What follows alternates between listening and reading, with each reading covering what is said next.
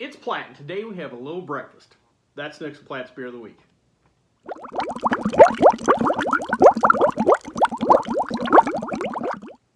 So today, the particular beer we have today is Founders Breakfast Stout. Comes to us from the fine folks at Founders Brewing.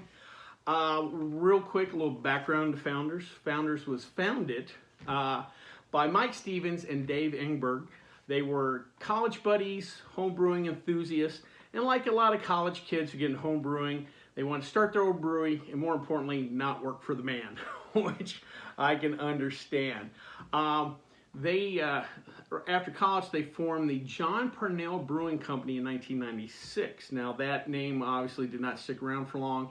The next year, in 1997, they changed the name to Canal Street Brewing. Canal Street, at the time, was the name of the road in front of the original brewery. And technically, today, they're still the Canal Street Brewing Company. So where did Founders come from?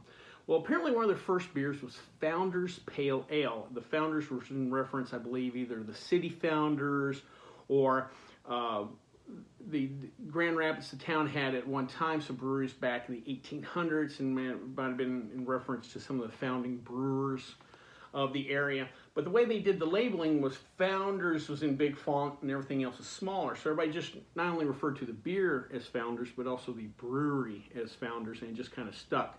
Another example of this is Shiner. Shiner Bock being the most popular, but all their beers are just, and even the breweries referred to Shiner, but the actual brewer, the actual maker of Shiner, is Spetzel Brewing. The official name of the company, Spetzel Brewing, but everybody refers to it as a Shiner. So kind of a similar thing here. Now, the early years were really tough for the guys, especially a stretch from 99 to 2001. Sales dropped, they weren't getting traction, losing money. They were close to bankruptcy, to a point where they bought a pair of bolt cutters just in case a creditor tried to lock them out. They could always get back in. The turning point kind of began in 2001. One of the things they did to get a little more cash flow to help pay the bills was they sold the filtration system for their beers.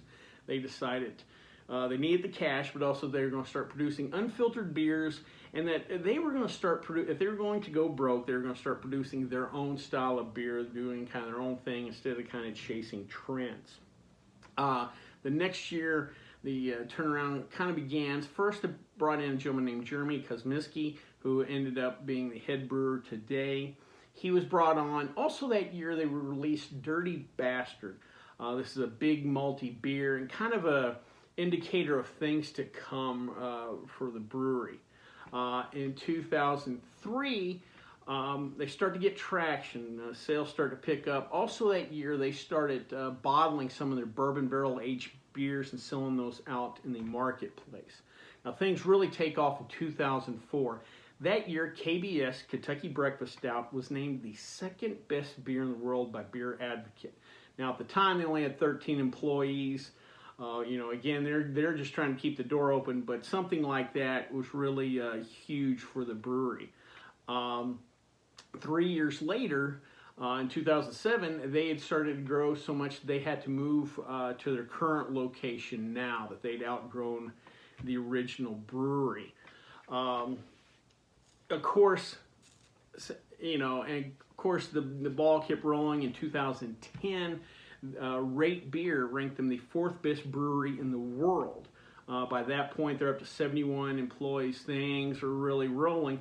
Well, of course, we know what happens when breweries start to get popular. Big beer comes in, and in 2014, Maher San Miguel, hopefully I said that right, a big brewery in Spain came over and bought a 30% stake of the brewery. The next year, they're still growing. They're up to 340 employees.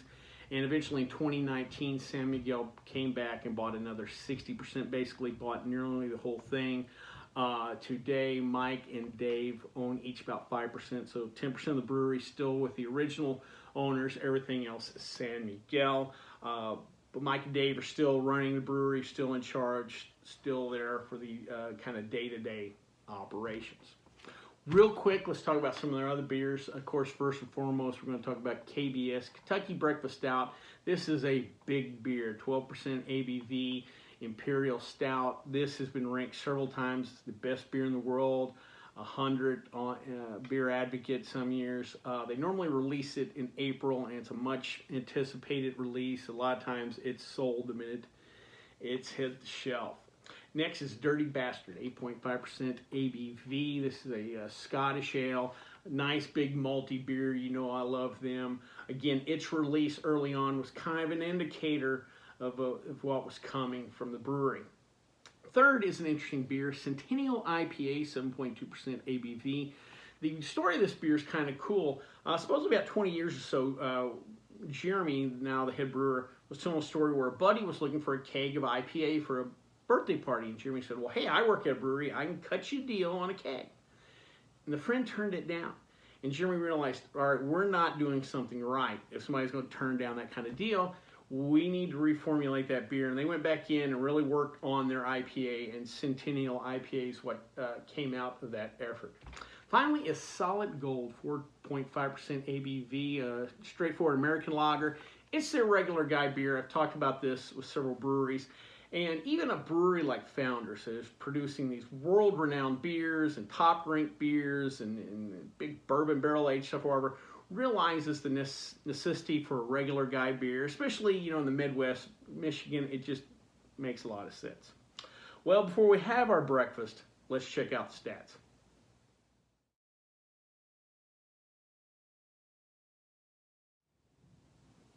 So today, before we have our breakfast, I thought I'd talk to you real quick about the American Homebrewers Association.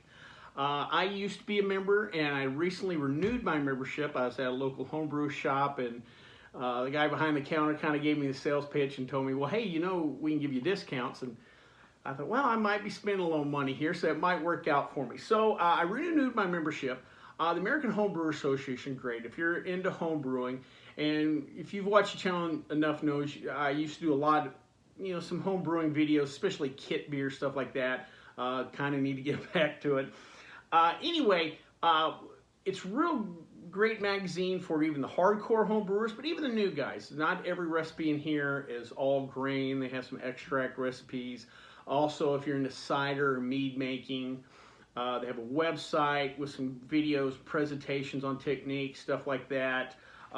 When you get a membership, you also get the magazine sent to you. I like old school physical magazines.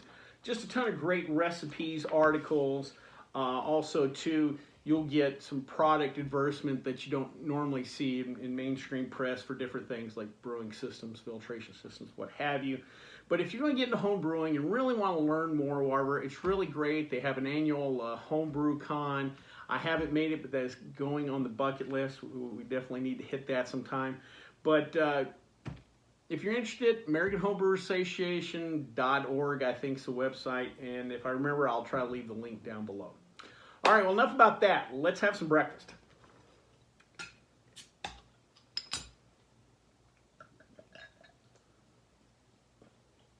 Oh, my gosh.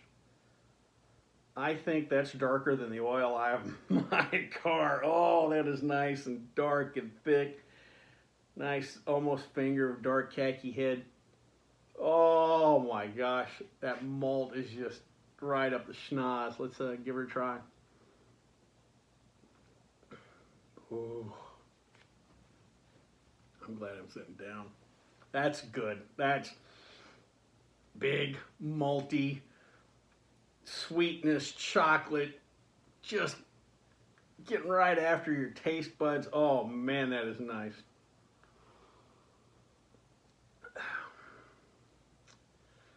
Ooh, that's dangerous too, because at I think it's 8.3%, I could drink more than one of these. I can have a few of these and it might come back to haunt me.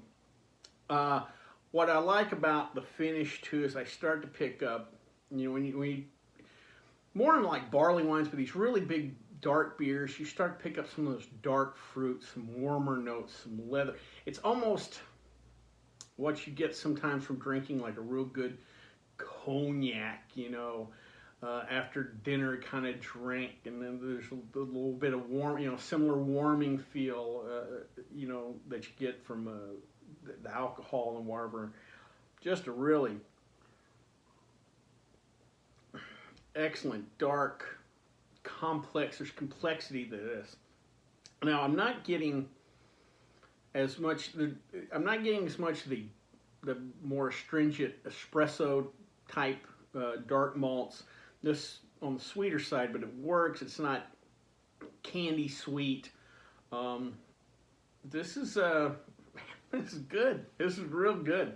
Almost makes me want to put it on some pancakes. It's almost that good. Oh yeah, I like that. Well, I hope you like this video as much as I like this beer.